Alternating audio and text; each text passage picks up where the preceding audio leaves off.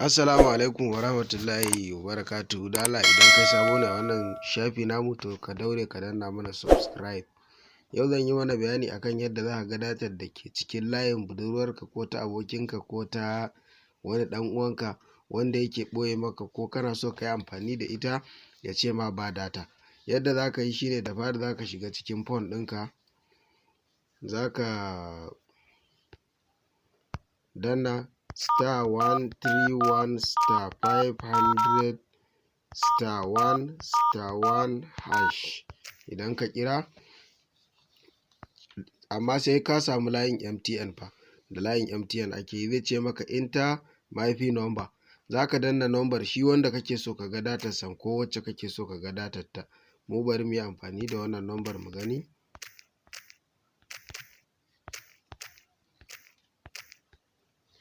Yanzu ga number mu nan ta nuna mana you have successfully linked your MyFi number. Mun yi linkin din number mu na MyFi. Abin da za mu yi a nan shine za mu dawo mu danna *131 *500 hash sai mu kira. Bayan mun yi linkin kenan, yanzu gashi nan yana sacin, zai ce maka buy data, za ka siya wa layin data ne, recharge device za ka siya wa wannan layin device ne, ko kuma ka yi linkin sai ka zo ka number 4 zai ce check device balance, sai ka shiga number 4 din nan kamar haka. Ya nuna maka number 1 airtime balance in kuɗi kake so gani, na biyu ya ce maka data balance, to za mu ga data balance ne, bari mu gani. Number 2 ya ce mana wannan number shine wanda muke so mu ga datansa, za mu shiga number 1 kenan. Yes, wannan number ne. To ya ce mana your data balance bonus is 390. Balance bonus data balance din mu kenan, sannan kuma ga bonus 20 MB a ƙasa wanda zai expire ranar 22 ga watan 3.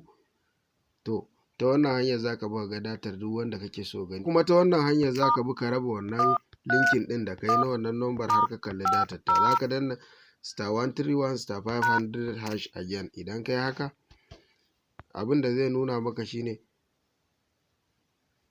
zai nuna maka abubuwa kamar haka. Number 5 an ce view an unlinked device, sai ka shiga sai ka sa number 5. To ga abin da ya nuna mana number 1 unlinked device, shikenan mun fitar da wannan number kenan. Yanzu mun cire ta daga cikin tsarin ganin datar ta. Mun gode.